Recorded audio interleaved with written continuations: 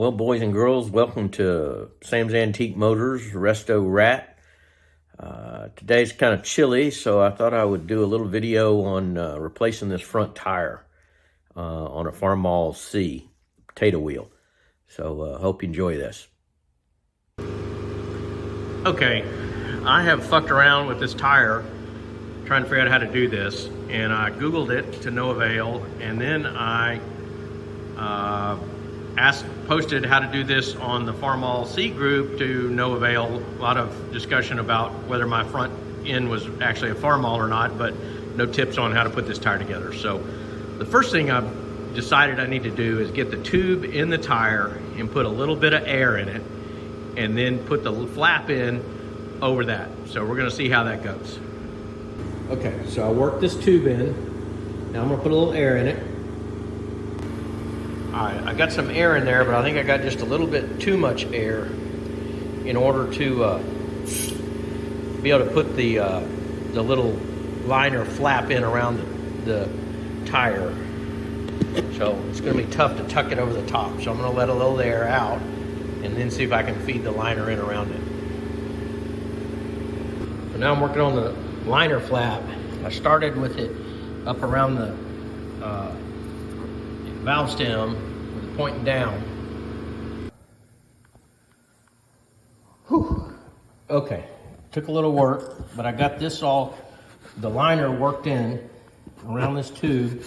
I think I'm gonna get a little silicone spray and spray over it and make sure it's kind of seated all around the tire on both sides.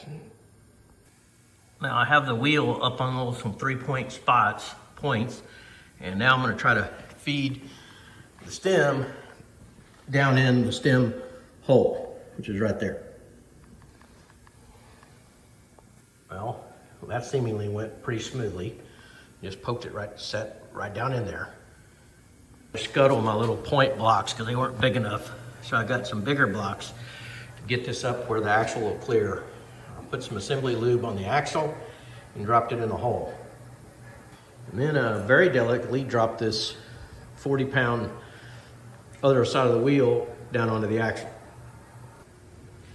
All right, then I dropped these bolts and nuts, which are the hub nuts that I parkerized using a phosphate manganese solution.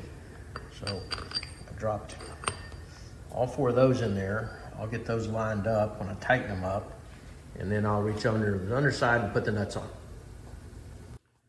And then with my trusty wheel holder, I tightened up these 4 bolts, making sure to get the heads lined up squares going around the deal, around the wheel, and I aired it up, and voila, we'll get it on the tractor.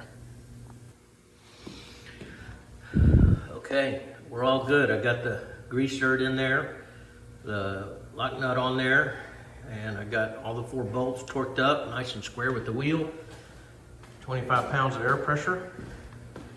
And I just got to put the locking washer on this side, and we're good to go. So that's what's involved. It wasn't as bad as I thought. Hope everybody enjoyed this. This is Sam Wilson, Resto-Rat. Have a nice day. Well, I hope you learned something today. If you did, consider subscribing to the channel, and don't forget to ring that bell so you get notification of future videos that will be equally as exciting as the one you just watched. Now, before you go, give me a thumbs up on the video and drop a comment in the comment box if you got any kinds of questions or just think you got to sound off on something. If you have something specific you want to know how to do, well, leave me a comment and I'll see if I can't capture some content for a future video. Hope you have a great day, and I'll see you back here for another Resto-Rat episode real soon.